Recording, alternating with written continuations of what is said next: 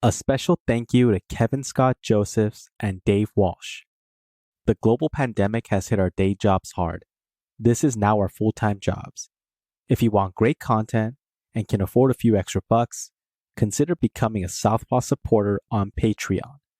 If you want to show everyone else your solidarity, we now have an online store full of Southpaw swag. You can find links to both our store and our Patreon at southpawpod.com. When it comes to left media, we cannot exist without your support. This is Sam. This is Reading Red Corner. And this is Southpaw.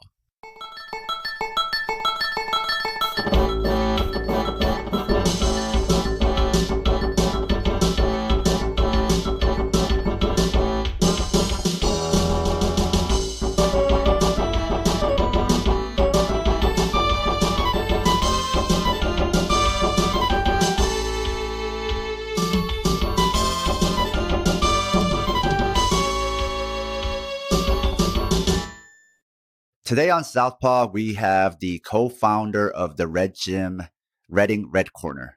Hi. Hi, how's it going? You know. Yeah. So with Reading Red Corner, the name really stuck out to me because it sounded similar to our podcast, Southpaw, which is a double entendre to mean left politics, but also, the boxing stance. Is that the same for Red Corner? So the working class corner, but also the red corner from boxing. Yeah, exactly. And we're kind of more on the red side of politics. So we're a bit more like the socialist communist side a little bit more. So it kind of makes sense. And also we get the sweet alliteration of Reading Red Corner. Yeah, So. Oh man. It's all in the branding. So y'all like wordplay over there. Yes, that's how we spend most of our time, yes. So let's get into all that then. Tell us more about what is a red gym, and is this a new concept or is there a history of red fighting gyms? So I think red gyms to a lot of different people is a lot of different things, right? But to us, it really means a gym that's different from a mainstream gym in that it's community focused. It has a solid good politics at its core. It's about bringing other people up through camaraderie, for example, like healthy competition, but camaraderie, like helping each other out to make each other stronger, right? Mm-hmm. I know that to some people, a left gym could just be a gym where just no racists allowed, or maybe they're directly affiliated to a specific political school of thought or group or something. But our definition is much more into the community, I'd say, would be kind of a fair thing. I don't think they are very new. I'm not sure what the situation is in America, but I know that across Europe there's a very strong history of red gyms. In the UK, not so rich, but across Europe, like a lot more. And of course, in the UK and in Reading as well, like particularly, there's a lot of immigrants here from Europe. And so in our club, like maybe 50%. The co-owner who runs the gym with me is an immigrant as well from Europe. So there's a strong history of it there, right? So a lot of red gyms exist over there and have done for a long time. And then how did Reading Red Corner come to being? Wow. I wish we had a cool origin story. It's basically, I was going to make one up, but I'll just tell you the real boring one.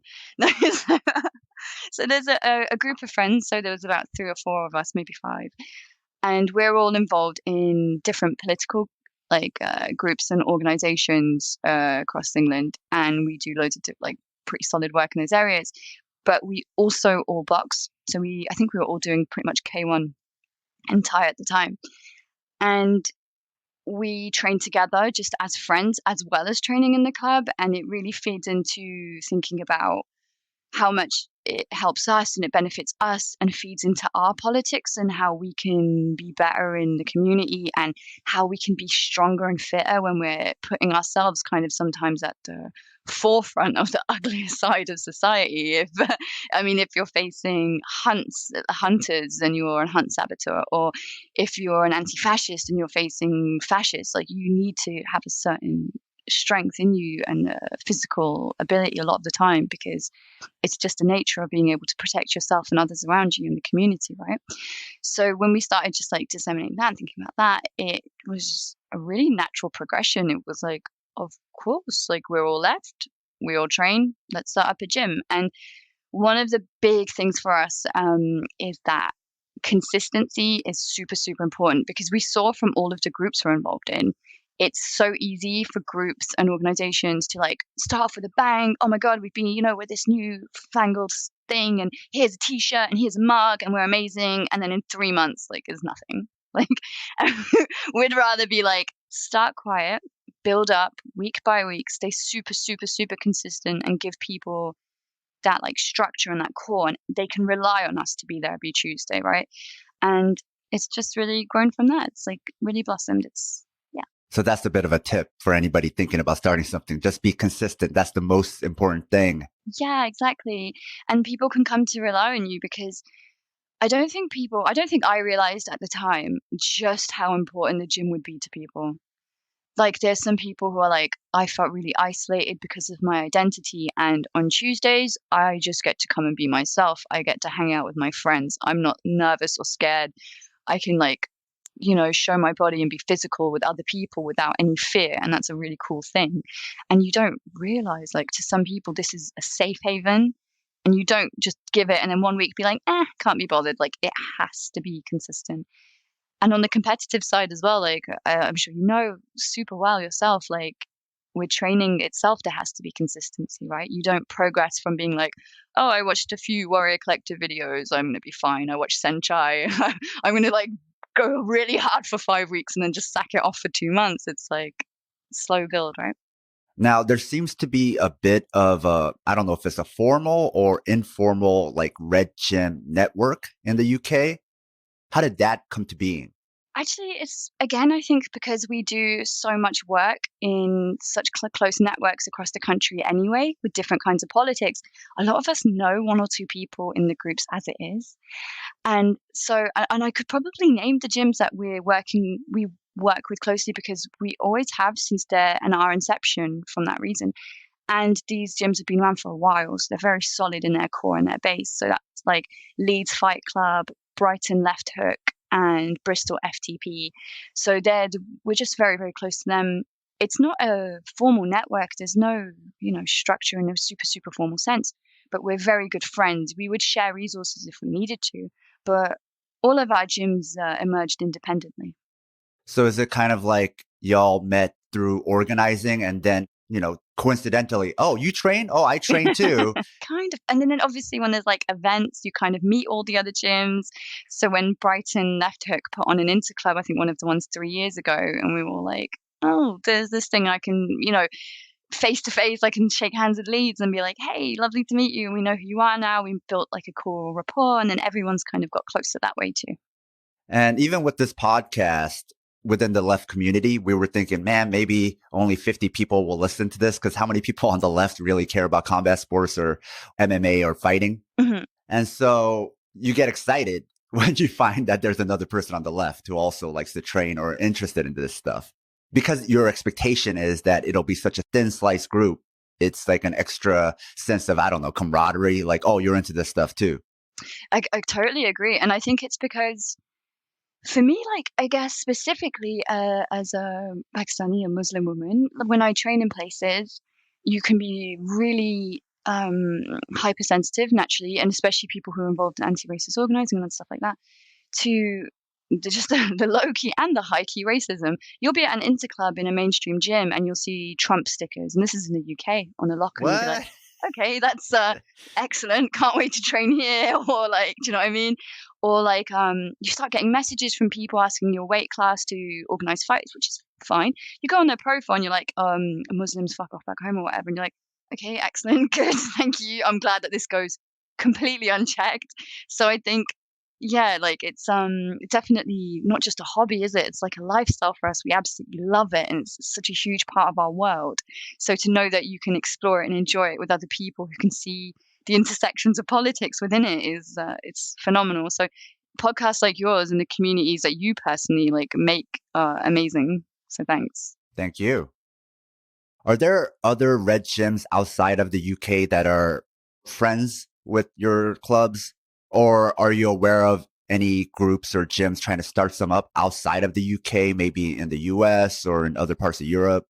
So Mostly in Europe. So whenever we go to Europe for any different reasons, when we visited gyms in like Berlin and in France and stuff like that, and they're very like well set up gyms. They've been around for a long time, and they could be in different squats and stuff. And because of the kind of amount of immigrants we have so many connections. Like there's what's the name of the Polish? Is it Freedom Fighters? That looks incredible, but that's in May, and I just don't think anyone's, unfortunately, in the current scenario situation, going to make it there. So we have like a direct contact for this niche, awesome squat in Poland and stuff. But one project we're quite close to is in Stockholm, in Sweden.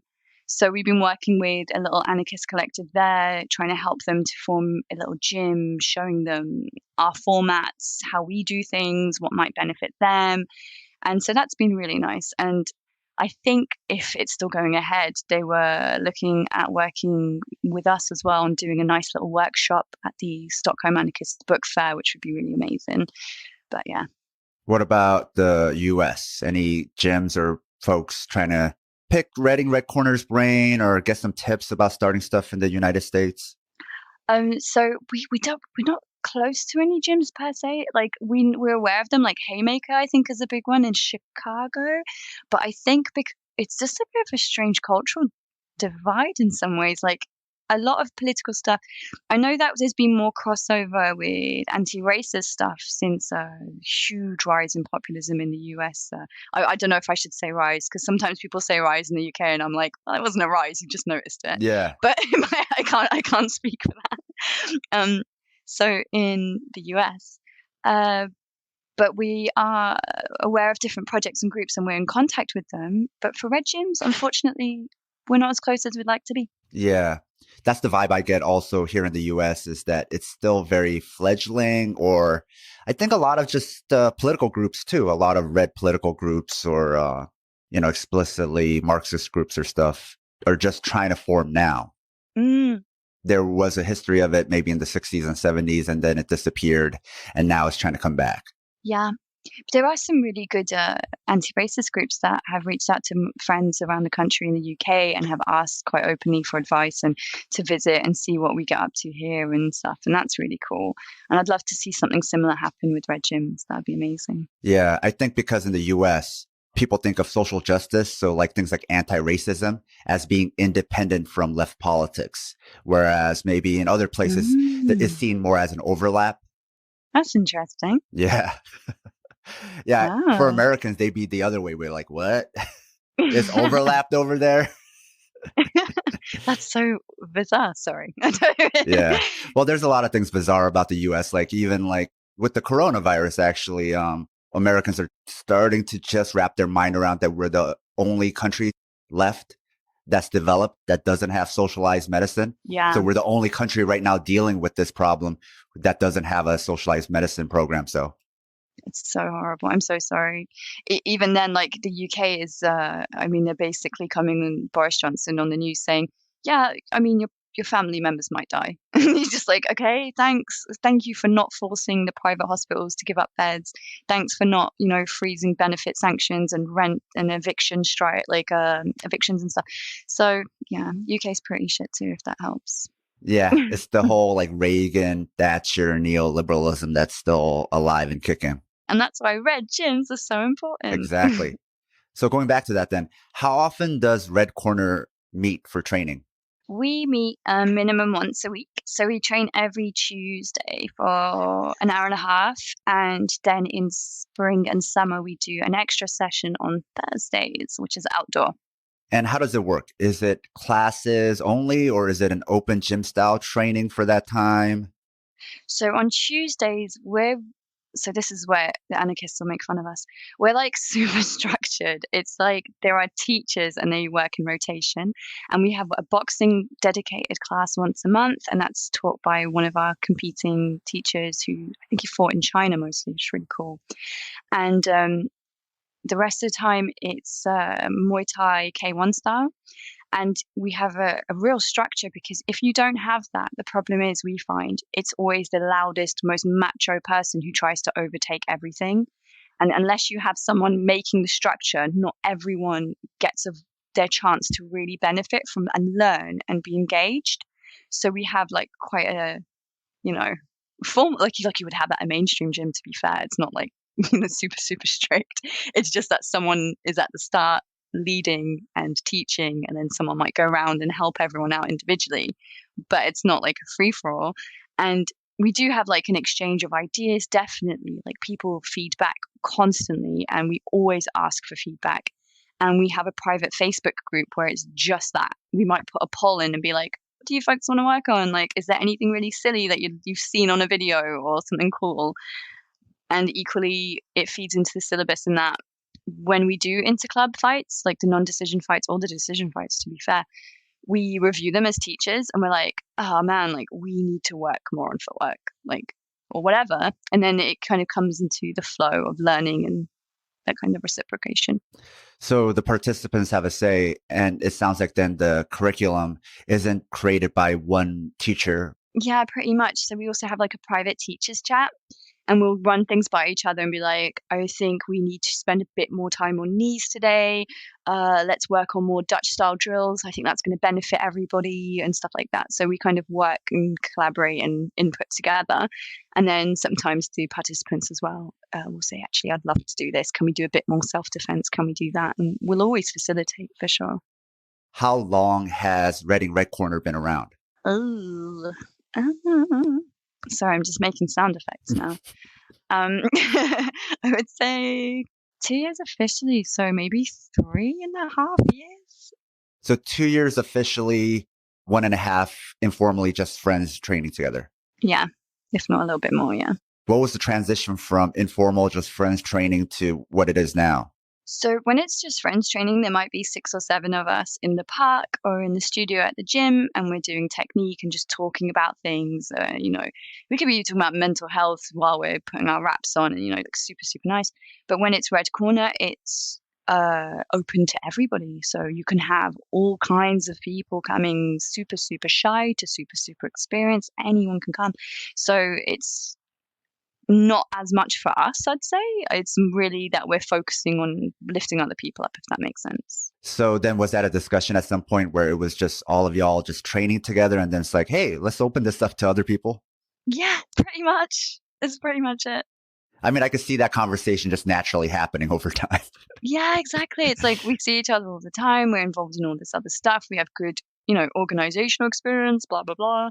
So yeah. Yeah, you get enough organizers together just doing anything, and they're going to want to organize something with that. Exactly. And they say people on the left, like, we're all depressed, obviously. And we all, obviously. So we have like higher like emotional intelligence and stuff like that. And we just feel responsible for everything. So we're like, oh, we can't just enjoy this and do this privately. We have to do this for the community. Everyone needs to have access to this. We have to facilitate that. So it's probably a bit of that as well. There you go again, thinking about other people. Okay. Such martyrs, aren't we? So since it's been around for a little bit, is there anything you know now as an instructor and someone who facilitates the gym that you didn't know or know to consider when you started? I know you've already mentioned how important gyms are to people. Yeah, I would say that was one of the most shocking, not shocking, but like something that I took for granted, basically. Like, even being of the identity I am, I had no clue what it would be like for someone, and I'm cisgender, for somebody who's transgender, non-binary, and so on, gender non-conforming, to be in these spaces which are so segregated and usually so sexist and gender focused, from where you get changed to where you use the toilet to comments to people constantly misgendering you. There's so much involved, and to know that like you can really make a difference in supporting another person and seeing different people be like, oh, this is my core of the week. And we have an open relationship with Reading Refugee Group, and all refugees can train in our club for free. That's standard. They can have PTs, anything they want for free. It's just from the very first day, that was just one of the things we were like, it's just a standard. What do you mean by PT? Oh, personal training. I think it's seeing that can be such an integral part to someone's week. Some people might not have even really left the house because they might be going through serious mental health stuff, and this is the peak of their week. And that I took that for granted, to be honest, and that means a lot. Like to be able to give that. I know it sounds really corny, but it's very true. Now, is Red Corner mostly striking based? Because I know some of the other red gyms may be focused on different things like self-defense or ground focus. Well, all of our ears are fine. We're all striking focused, unfortunately. I think we're all K1 and Muay Thai focused. We do sometimes, and boxing, sorry. We do sometimes do self-defense focus sessions. So we'll do like special drills, maybe once every 2 months. But we are mostly focused on K1 and Muay Thai. We're not against groundwork. It's just none of us are super into it. And, if someone was in Reading and you're listening to this and you're like, yes, I'm a good teacher, I'm ready to do that, I'm left, come over, come teach. Each gym should have their own flavor anyway, right? It doesn't have to be everybody does everything. That's true. So with meeting once a week and sometimes twice a week, is there homework or expectations on the participants to work on things on their own? I think it depends on whether they're competing or not. If we know someone has a fight in 6 weeks, then you're going to have to do your homework. I'm going to have to know that you've been going to the mainstream classes as well. I need to know you've been running, and I need to know you've not just been eating like pure trash. You can eat the trash after. But that's kind of accountability is quite just like in a really positively reinforced way of really open dialogue. Like you could message us to talk about that kind of stuff and get advice and recipes. Or if you're like, I feel like I'm really isolated, I don't want to go running, I'm bored of it, I'll come with you. We can put on music. It's cool. And that's me. I'm the person who gets isolated and bored from running. But like, if you're just doing it for fun and you don't need the extra pressure, then no worries. We make that really clear. Like, if you enjoy it and you are fine not following up, that's okay. But then if people are like, I want to progress a bit faster, then okay, awesome. Like, I think you'd benefit from watching this drill. Have a go at this on a bag. That's going to help you out, kind of thing. Do you find organically participants will get together outside of the gym on their own and train with each other or run together, things like that? So on the Thursdays that we do in the summer and the spring, that's kind of more the freestyle bit. So we try and step away from it a bit as teachers. We'll run the first couple of outdoor circuits and the first couple of runs, and then we're like, and now it's over to you. You should have a bit of autonomy. You should self-organize a little bit better. You can look out for each other a bit and have a bit of ownership of the club in your own way. And that's what we try and make the Thursdays about. So like a real martial arts teacher, here's a little bit. Now let's see what you do with it, right? Exactly. Now, this is not specific to red gyms, but as an instructor, how important is it to train cardio if you want to be a fighter, not just during class, but also on your own? Oh my God, so important. I think, especially because Muay Thai is 5 rounds, because I used to train K1 and it was 3 rounds. I mean, like I'm sure you know, like high level intensity 3 rounds, but my God, the 5. I just changed it a year and a half ago. And I think with mainstream gyms and red gyms aren't immune to it, which is why you do need to be structured and remind people of the politics that you always get. And it's usually a guy, and they'll come in and they'll be like, I want to fight pro by the end of the summer. I've just started, but I think I can do it. Da, da, da, da, da, da, da. I want to learn a Superman punch. I'm like, okay, let's start running and doing 1, 2, 3, and then like go from there. So it's just the building blocks are so important, and everyone just tries to, not everyone, a lot of people try to neglect them, and you can see in the ring, like, okay, 6 spinning back kick, but you look so tired. You can't keep your hands up. Like, it's not a good look. So yeah, unfortunately, cardio is just everything. Would you agree? Yeah. I mean, it's a building block. Like you said, it's hard for me not to think about left politics without thinking about just martial arts, because that's the thing I've done the longest. Mm-hmm. So in prioritizing things, it's sometimes like, you can't do that spinning kick. You can't win the fight unless you have the wind, the cardio to do those things, right? Exactly. And so in the same way, in politics, I often have to tell people, we can't do any of this stuff unless we're alive to do it. You can't win unless you live. Yeah. You know, a lot of these other countries are doing amazing things that are better than what we can do because they already have that social safety net that they all have, you know, like in Korea. The left, the union workers, a lot of them, they do great things. And part of that is because their healthcare is taken care of. They're going to live. So now they can fight. And you can take those risks. Yeah. This is why it's like fighting.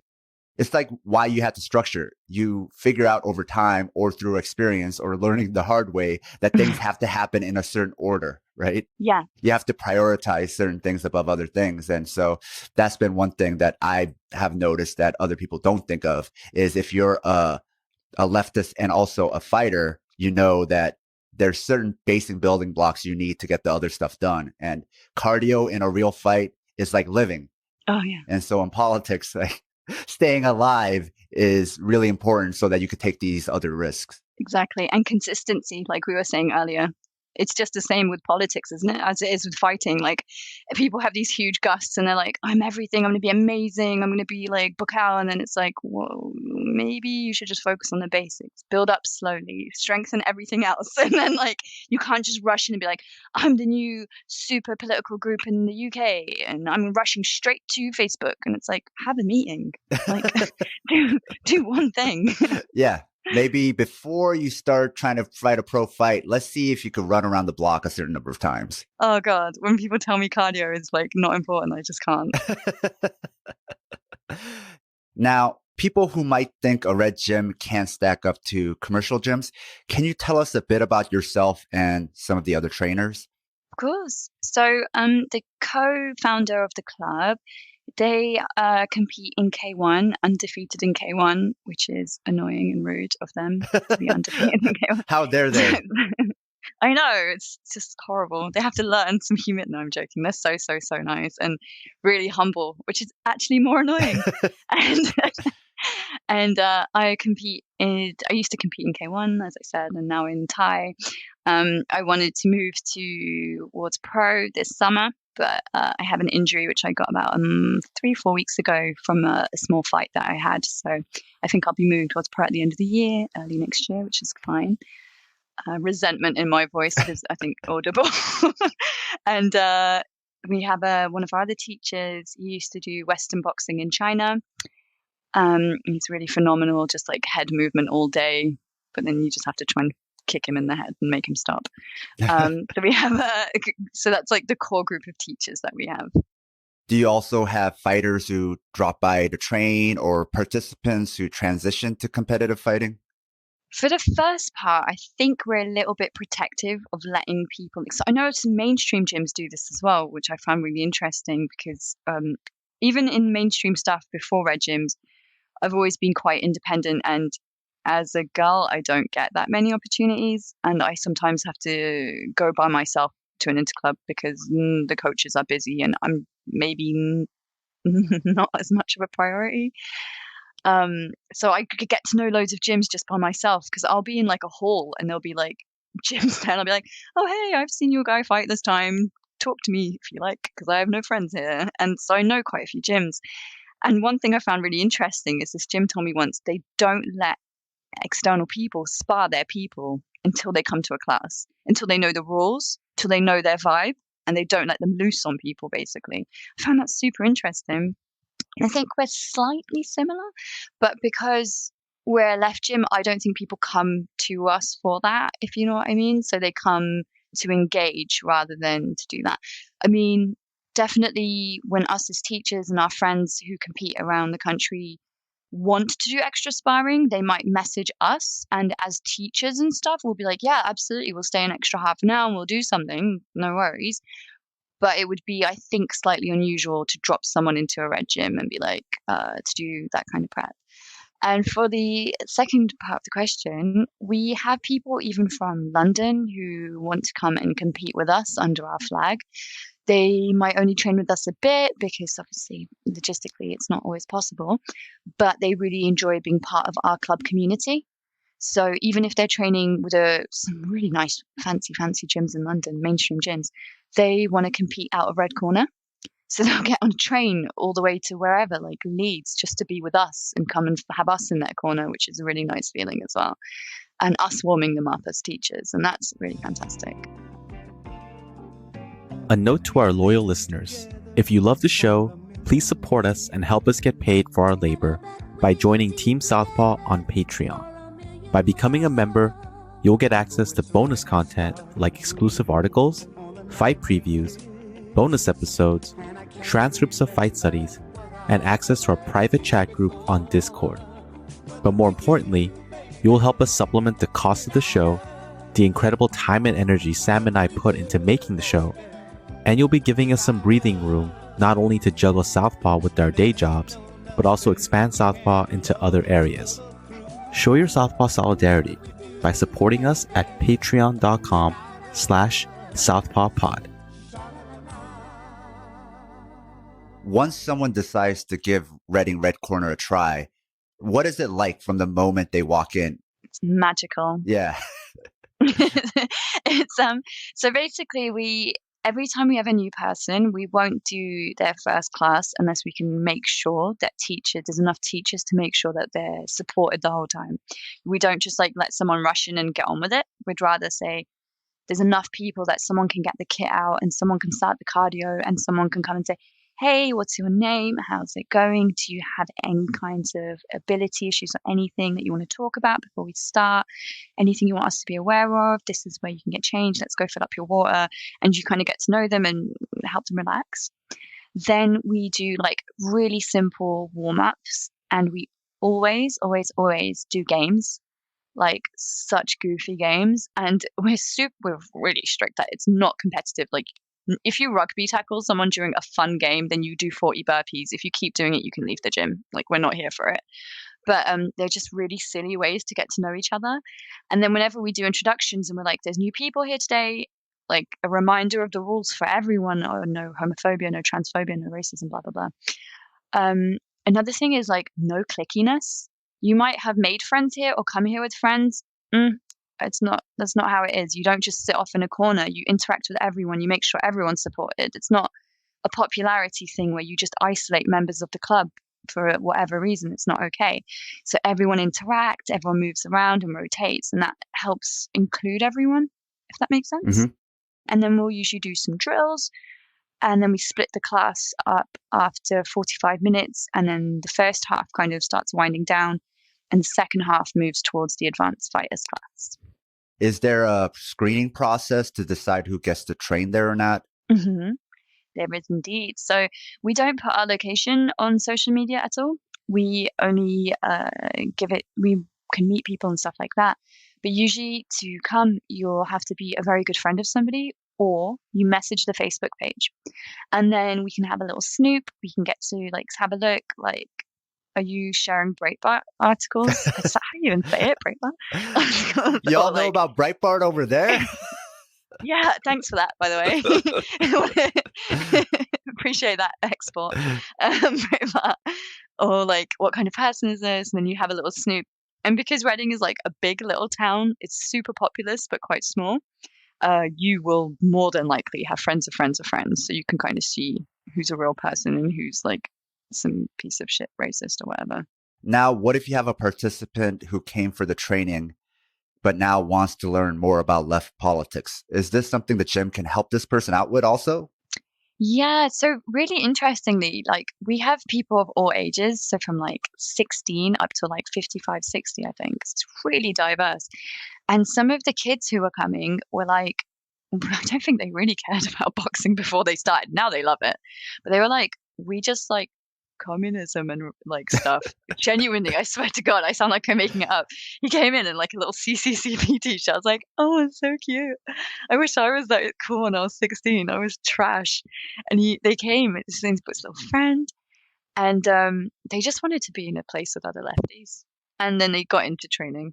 I could see that, how based on your community, maybe the only left organization might be your gym.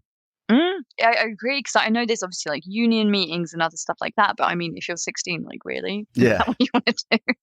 So yeah, it's great. And when we're stretching at the end, we usually do like everyone goes round and they might talk about, oh, I've got like a fundraiser for this, and I've got a demo this Saturday, and there's a picket here, like can anyone support? And we share stuff that way too, and in the Facebook group. Now, in a red gym like yours, how is sparring handled? Well, we like to usually prioritize people who have grudges against each other. we usually, so the way we do it is if someone's quite new, they always go with advanced people at first, definitely to get used to it. And on the new side, there's always a teacher who's watching. So kind of like refereeing, and it's not just to ensure their safety, which is a huge, huge, huge thing. It's also to start getting them used to corner advice. Like, have you thought about doing that? Relax, you're doing great. Because like everyone gets so nervous, right? It's like try and take it a bit easier. Maybe think about using that technique we spoke about earlier, blah blah blah. And then they'll start moving around. And we also do like check-ins with each other. Like it's super healthy and normal and incredibly encouraged to say, I'm not in the mood to be hit that hard, or actually I've got a fight coming up. Is it okay if I go hard? Please don't feel pressured, but you know, blah blah blah. So that kind of dialogue is massively encouraged, and therefore we usually get good matchups. And because someone's always watching, it's always enforced. Checking in is something I've heard every type of inclusive to left to anti-fascist gym mention. And that just seems like that's not even political. Like commercial gyms should just be doing that. Like having the participants just check in with each other. They should, but they don't. Or you know, with the one like when someone, because I'm 48 kilo when I'm fight, and usually about 50, and most I don't know what that is in pounds. I'm sorry. And so usually when people I fight, they might be like 90 to 100 kilos, and they'll hit me, and I'll be like, "Oh, that was a bit much," and they'll be like, "Oh, I don't like hitting girls." I'm like, "Well, it's not that, is it? It's that I'm physically half your size. It's not my gender." Or they'll be like, "Well, actually, I wasn't hitting that hard." I'm like, yeah, I mean, I would know because it was my face, but thank you so much for telling me that you don't feel it was very hard. Like, yeah. So Reading Red Corner is trying to avoid that. All the time, making people really conscious of their bodies as well. Like, and you know, like the thing, and I'm sure you're super aware of this, a lot of the time it's newbies who hit the hardest because they don't know their strength, right? And they windmill sometimes. Mm-hmm. And they're also nervous. Yeah, definitely. So sometimes they're even stronger than normal because they have adrenaline. Yeah, that's so true. And for us Americans who, I don't know what kind of system we use here, but your weight is about 105, 106 pounds. So the metric system, we're still not on it yet. So that's another way we're different from the world, you know, socialized medicine. I don't know how much longer we'll have ours. I can't show off. It does make me think about all the jokes that Americans have made for years about, but Venezuela, but North Korea, but bread lines. Yeah, exactly. And right now, all of that is happening. So, like, is Cuba running out of toilet roll, or is it just England? How do you all decide who is ready for the advanced or the sparring class? I think we're just very, very honest. I think it's like really part of our gym's culture to be like have an actual chat with someone to the side and be like, if you're competing or you want to compete, then you need to transition there eventually anyway.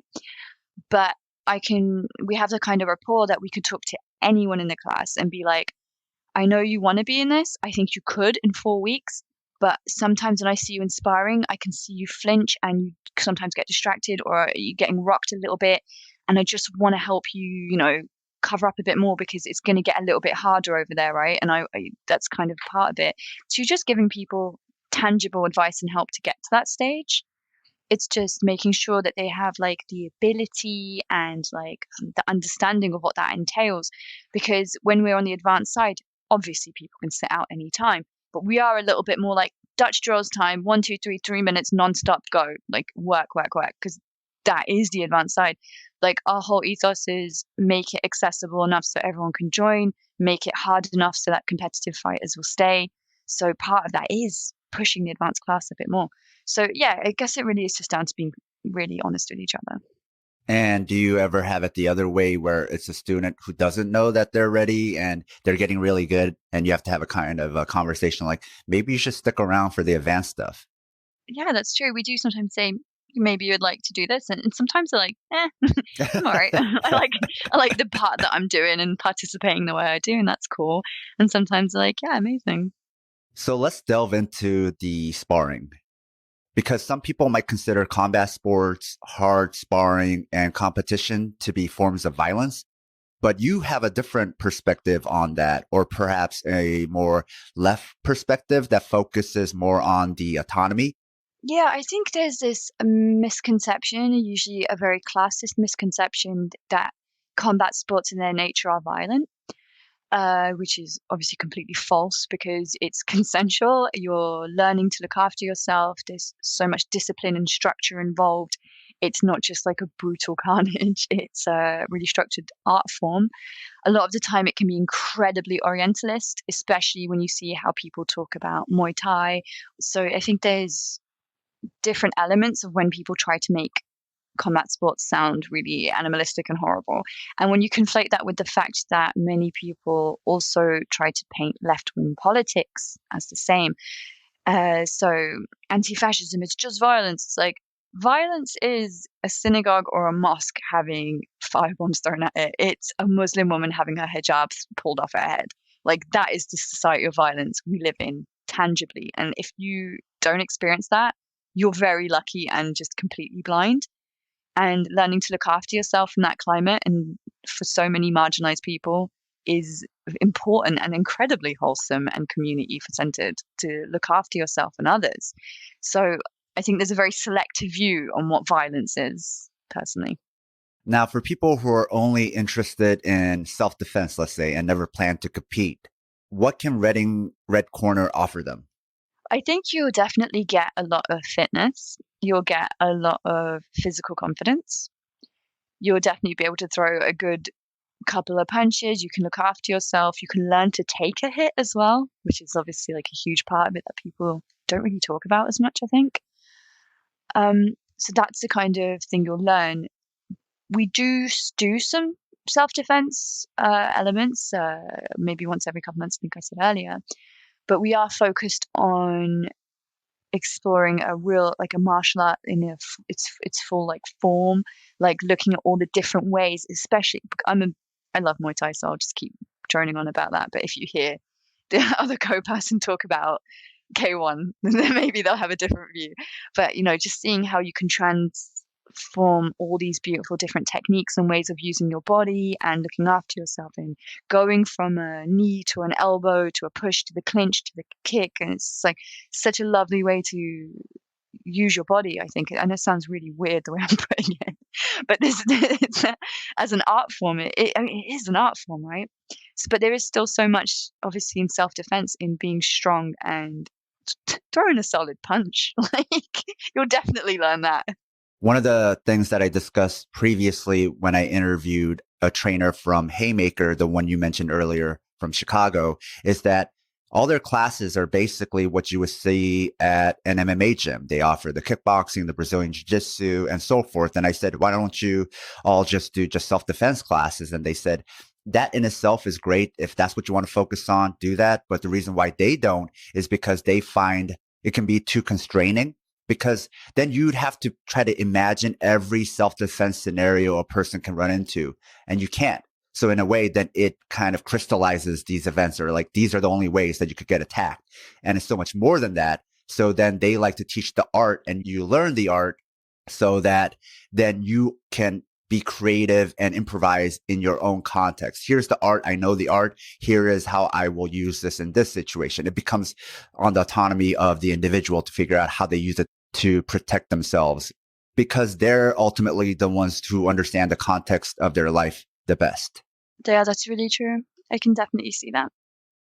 I know another thing that you all have been into is intergym events and competitions. Can you tell us about that? Yeah, sure. So we've been going to and competing in interclubs on the left circuit for as long as we've been around, really. Really? Yeah. So we've been to Leeds and we've been to Brighton a couple of times, and we've been to Bristol, who had their first one last November.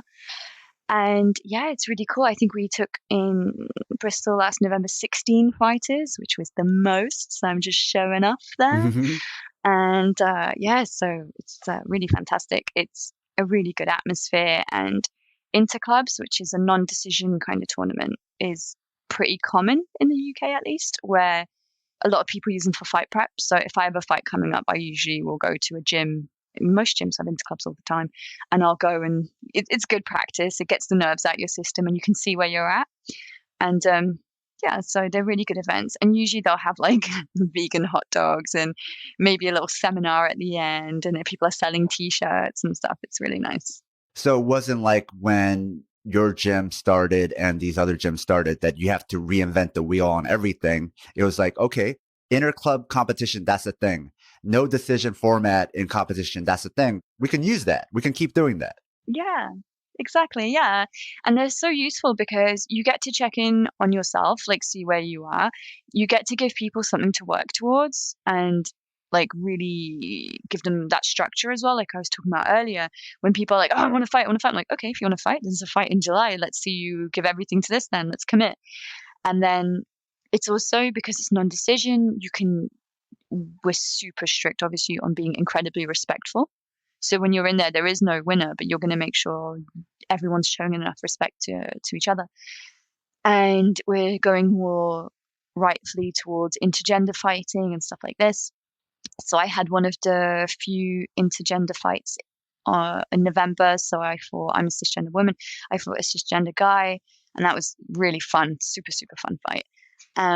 Just showing like we're left gyms. Let's start like, acting like it a little bit. Like these arbitrary lines are just meaningless. Like and that was really cool.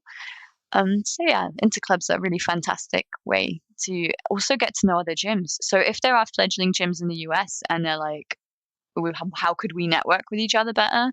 An interclub would be the best way.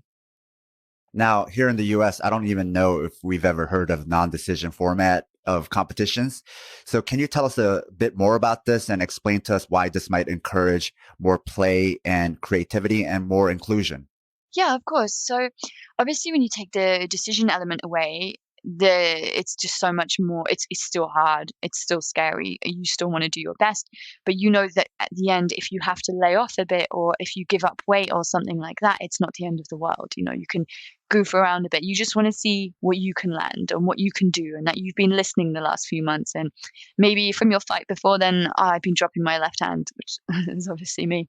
So this fight, this is the thing I want to work on, whatever. And that's a really nice thing to do. So it builds up the confidence as well. And you learn format as well. You learn that you warm up before fights. You keep an eye on the lineup, and maybe 3 fights before your fight, you start skipping, you start warming up, you make sure you eat appropriately through the day. It's just these weird little things that you have to think about, right? When you get in the ring, you enter from your corner. If you're fighting Thai, usually you'll come and bow, and then you'll come to the center. You need to touch gloves. There's so much formality. At the end, you have to go to their corner and thank their coach, and then you come back to the center and so on. And you learn all of that structure, which is really nice and exciting. And it gives people who might not have ever fought otherwise that moment to just really shine and do something in the ring, and it's really exciting. And yeah, it's really cool.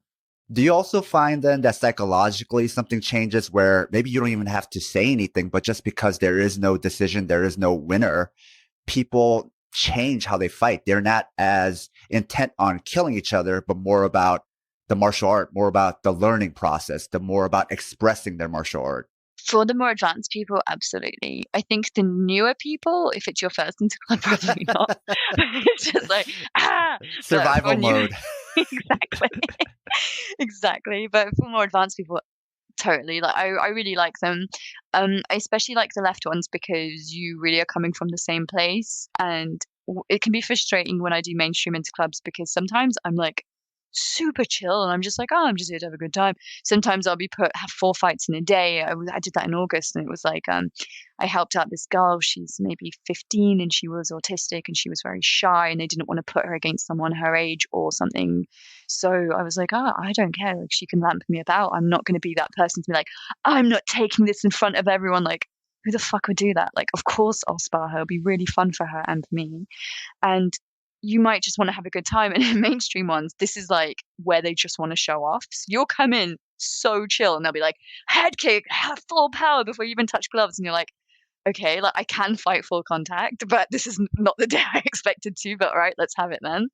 But at the left ones, like there's definitely more of an understanding of what you're there to do. And you can just have fun and everyone's laughing and joking in the audience. And you kind of maybe sometimes have to be like, all right, folks in the audience, let's not make it tense, like, and super competitive. Let's not chant. like let's cheer on everyone kind of thing. And so that's really good because it kind of reinforces what we're about, right? Like everyone's there to help each other and it's all just fun. And then you see people relax and start pulling like really mad techniques, which are just super cool to watch. And yeah, it's really fun. Have you noticed that sometimes in mainline martial arts or combat sports, or even just really left political organizations, they sometimes forget about fun? Yeah. That fun isn't a bad thing. It is okay to have fun. And sometimes that should be the intent. Yeah, I think that's the really good part of having like left-wing sports. And even if it was, I think someone was saying, I really want to do something like this, but I don't do sports. I'm like, do a chess club, do a book club, do a games club. Like so many nerds on the left anyway. Like we're like, oh yeah, how about Warhammer? Like do something. It's just fun and you get to do it with like-minded people and it's a community thing and it's accessible. And that's important. That's, that's cool. It doesn't have to be like hardcore Muay Boran. Like just do something nice. Yeah. Find something that you think is fun and go do it. Go have some fun. Yeah, exactly. Especially because of what you said earlier. A lot of us on the left, because of the world we live in, we're kind of depressed. So especially for us, for self-care, fun is important. Yeah, exactly. And you're trying to show that like socialism can be so much the backbone of all kinds of events and interactions with your life. Like anything and everything can be like that. Checking on your neighbor is like some micro form of socialism. Like looking after each other, being nice, playing games, like having fun. Like these are all just things you could do with that kind of intent. And that's great. Now, how are the matches decided? So we have pretty good experience in our club, which is really cool. So we usually have a fair bit of input when we talk to other gyms because I think we have a lot of teachers who've been competing for a long time, which is not unique to us, but I think the amount of teachers that we have that have been competing for a long time is quite high. And so we're quite good at giving that kind of input of you don't want to just do it on weight and style. You want to look more for experience. This person would probably be better at giving up 10 kilo than they would to fight someone who's about the same confidence level and so on. And so it's just like making those more personal notes are much more valuable than what's on paper.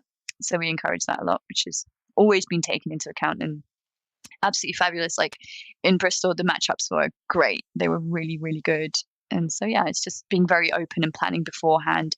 And because I guess with mainstream gyms, the fear for them is they all want to look really good. So even in interclubs, they'll try and stitch each other up a bit and they'll be like lying and being like, oh, he's only had one interclub. And like, yeah, but in Muay Thai, but in MMA, he's like a fucking pro. Sorry, I don't know if I'm allowed to swear on your podcast. Of course. So it's like, yeah, it's just such a horrible thing to do. Like, oh, let's just ruin this person's confidence for life. Whereas with us folks, because we're socialists, we're left, we want to be super transparent and be like, actually, this person, they're very strong. They're tiny, but they're super strong. Put them with someone with a good chin on them or heavier. And we can be really honest. And we'll say that to our fighters as well. Actually, when you asked me about can you cuss, in the US, it's probably more accepted in the mainstream society for people to cuss than to talk about socialism. So that's where we're at right now. Really? You got it all backwards. You're saying all the socialist stuff, thinking that's okay. And then you cuss and you're like, can I say that? It's all backwards here. The parents, they see their kid watching porn on YouTube. It's like, oh, okay. Watching something socialist. They're like, oh my God. Oh, you lot are just drowning in freedom. So much freedom. Now, does your club itself then do in-house competitions as well, where it's just members within your own gym? No, we do sometimes do Shark Tanks. Do you know what do you do Shark Tank? Can you explain that for the listeners? Of course. So it's basically where you stick a person in the middle and then they'll have to do 30 seconds or something with every single person. And they're absolutely, it's like horrible. I filmed myself in one, I think last year. Is the grossest thing you've ever seen. Like your hands are low, you've got like snot coming out your nose. It's not fun. But it's what our mainstream teacher always says to us is it's not to show for me to see how you can fight really well. It's for me to see how you fight when you're tired. So I think that's the closest we get to that kind of thing in the club. But we have a really healthy level of like competitive with good faith. Like I want to do better, but I want you to do better. I want to land this because it's good for me, but I don't want to just pummel you onto the floor. Doesn't benefit either of us, right? So we have that kind of a vibe, I'd say. What do you think are some of the benefits of competition that people might be, maybe neglecting? I would say that one of the things is I was talking about this with the person who co-runs the gym with me earlier, and we were saying, or he was saying, that actually it's really good to see that you're not just living in a bubble as well. So we always visit other gyms, and even in our mainstream gym, we go to even in the south end of England. Like if there are other seminars and stuff, we go and see them, and it's good to know that you're not just learning really specific stuff just because your teacher likes this really specific stuff. You get to see what other people are working on. You get to get their style and their input, and that is like integral to your progression. You want to see what other people are doing, and it gives you a benchmark of something to work towards and to work from. So you could record your interclub, which we really, really encourage, and then you can be like, I remember a year ago, I couldn't even throw a 4 or 5 hit combo, and now I'm just doing them all the time. I'm super happy. I recognize that in myself. And that's a really valuable part of it, right? Mm-hmm. It's also just to teach all the stuff I was saying earlier about format and stuff, which sounds so dull, but is really important. So yeah. I think competition is really important too, because when you hear people talking about combat sports or martial arts and maybe they haven't competed that much before, or maybe they have competed, but they haven't really thought about it. But we say the basics as if it's just some fixed idea that we all agree what the basics are, right? Yeah. But when you go compete, you realize, oh, the basics I know are actually just my teacher's basics. Yeah, exactly. And then this school has another basic. So what you were saying earlier, sometimes then what you think you're learning, you might be just learning the biases of your teacher, and you need competition to open you up, to open your mind up. Yeah. To see what else is out there and what are some of the things other people are doing. Yeah, exactly. Totally. And you know what? Another thing as well, it really gives people a newfound respect for the sport. So people are like, oh yeah, I love Conor McGregor and fighting is so cool. And then you're like, this is what it's actually like to be in a ring, and not a full contact MMA fight or something. This is in the grand scheme of things, it can be fairly low level. I mean, to people, it's a lot. Don't get me wrong. On a personal level, it's a lot. But you will see people come back to the gym a week later, like, I see why you told me that now. I see why you told me to keep my hands up. I see why you told me I had to start running more. Like, you're like, yes, I know, good. Like, it's really healthy to do that. Until I've had these conversations with so many different gyms, I've struggled with trying to explain what the difference is between self-defense and sport. And what I mean by difference is what the use cases are. Mm-hmm. And I find that if somebody's willing to be consistent and train often, then sport's better. Sport is good for that because you're going to do it all the time. And then sport is great for the conditioning, the competition, gets you ready in so many ways. If you're inconsistent, maybe you're just going to go to a class once. There's no reason to take somebody who's only going to take one class ever in self-defense and teach him one day of sport. Then they're much better off in self-defense. Self-defense is perfect for infrequent, for people who are not interested in competition and people who just want something to know that they could carry with the rest of their life. So I often find the difference between the two isn't about which is better. Mm-hmm. It's about consistency. How much time can the participant put in? If they could put in a lot of time, then a traditional martial art or a sport might make more sense. If somebody is infrequent or can't afford to train or what have you, maybe a free self-defense class or going to one seminar might make more sense. That's just basically generalizing. But, on top of that, it also depends on comfort. But I think consistency is an emphasis that people never think about emphasizing as far as what the difference between the two is. Yeah. And with a sport or a martial art, you're exploring something which has many different cultural connotations. There's a whole world of things you can look at and explore and understand, histories and stuff, which is so fascinating. And you get to be a part of this community. But with self-defense, it's a little bit different, right? Like you said earlier, it's scenario focused. It's very, it's effective, definitely to a point.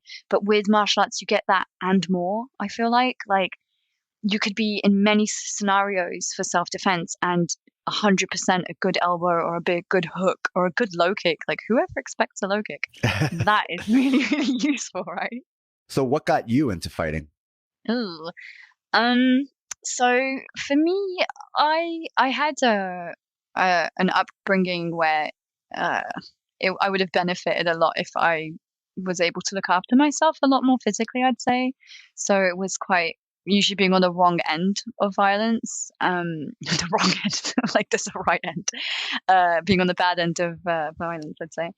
And as I've got older, and I think post 9/11 racism, especially, was really when I was very young and growing older, going to school and stuff, it wasn't getting any better.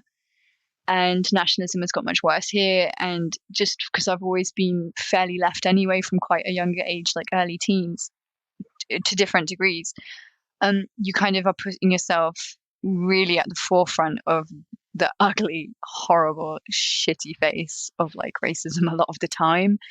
So you just get an even more hyper sensitivity and putting yourself in danger and stuff, right? And yeah, like I have been like physically hurt in those kinds of scenarios. It's not great. And I'm super small. Like now we understand from the system of the metric system, that you did earlier, and just having some physical ability to myself, just some strength, or just knowing I can take something and get back up, even like that's enough for me sometimes. Like being able to stand my ground and look after other people is really important, and not feeling helpless, I guess, is the best way to pull all those different ideas together. So that's kind of how I started. And when I first started in Muay Thai and boxing, it was K1 first. I was okay with it. I thought it was okay. It was kind of fun. I didn't get a huge amount of encouragement. My old gym was very old school. It wasn't super female focused, I'd say, at least. So I didn't feel like without the leftist friends around me also training, there is no way I would have stuck at it anyway, because I would not have felt supported or like there was any point in me being there. And I am not a fast learner. Like I was really, really slow. But as I've got there, like I'm really, really focused and stuff now. So I'd say that's why I got into it and how I stayed in, because yeah, I can definitely see how that's informed how I treat people in Red Corner now. Like if you don't have the people there from the start, it's okay. You don't have to be amazing, perfect from the first session. You will make mistakes. Everything's going to be all right. Like every time, I don't know if you've noticed this in gyms yourself, but like I see this in every gym. Even my newer gym is like really lovely and really great. A muscly dude walks in like your cow shorts and like, oh my God, that's amazing. Everyone stop everything. There's a muscly guy here. We all need to go and like watch him do low kicks. That's going to be the highlight of the year. Whereas you could have any woman and they could be doing technique a million times better. And the interest level and the opportunities are just non-existent. And so like knowing even in the better gyms that that's the scenario, in Red Corner, we're like, so evangelical about like women to the front, non-binary people to the front. Like you will have special sessions. I don't even care. Like you are more important than anyone here because we are more important.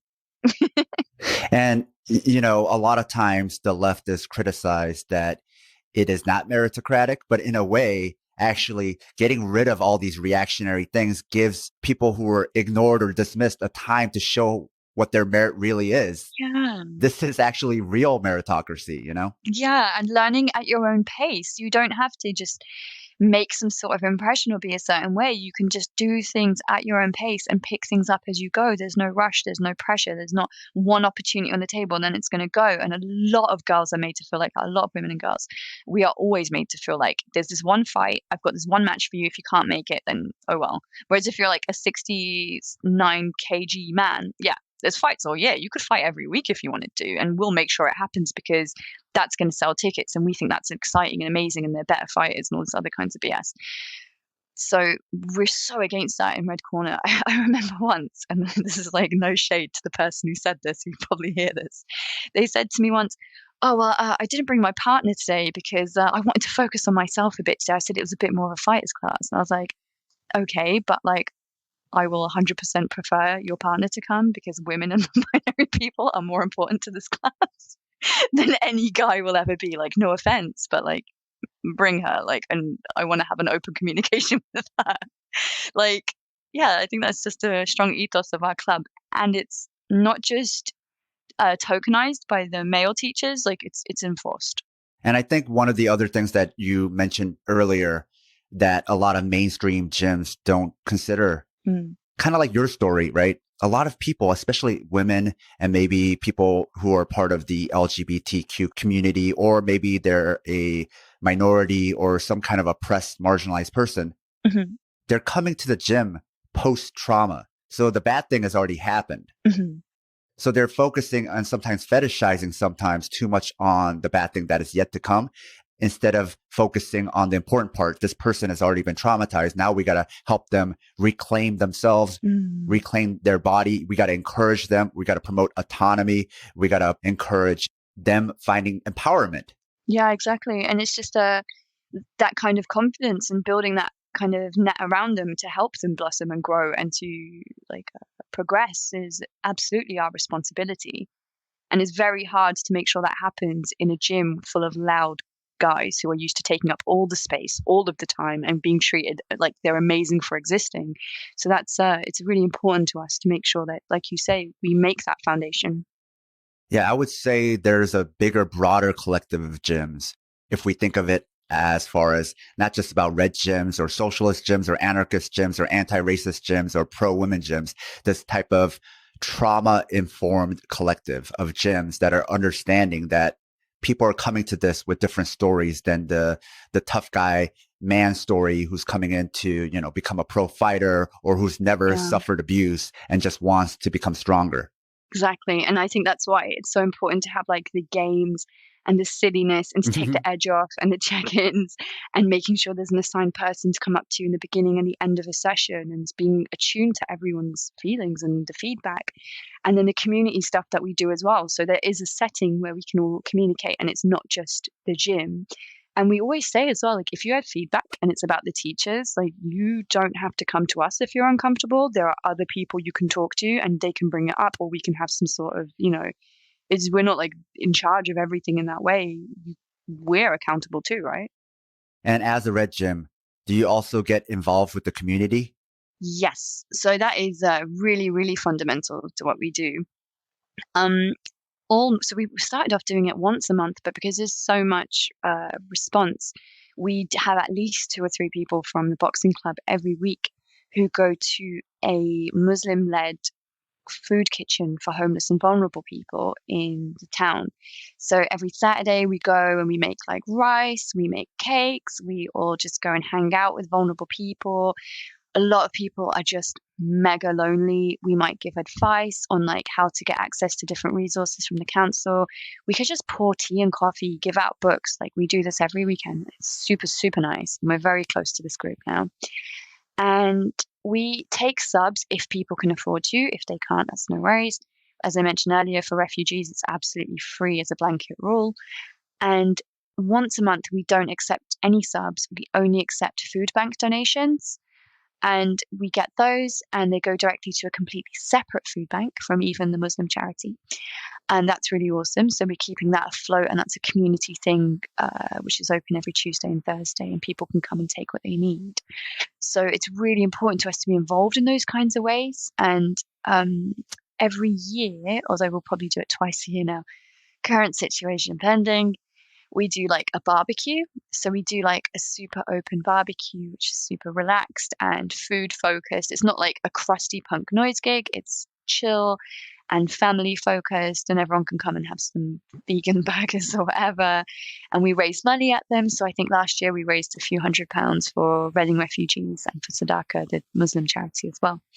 So it's really cool to get involved in these other kinds of projects too. It's really, really important for us to practice what we preach, right?